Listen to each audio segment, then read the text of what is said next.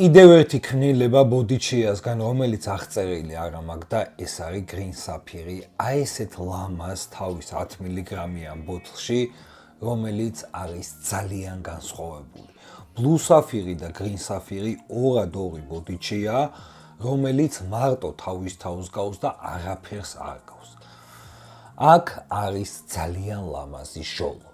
თავიდან იწყება მოტკბო ჟოლოთი.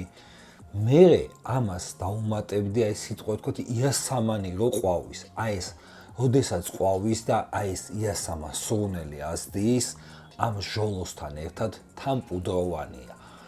ასევე რაღაცა სიმწვანეებიც აქვს, ანუ თავიდან მოტკბომალინაა, მე ცოტა სიმწვანეები აქვს და აქვს ძალიან ნატურალური ხის ნოტები, რომელიც აქვს სისუფთავისთვის დამატებული და იმისთვის, რომ ეს სუნამო ბევრად მდიდრული, ბევრად დახვეწილი იყოს და ბევრად ლამაზი იყოს.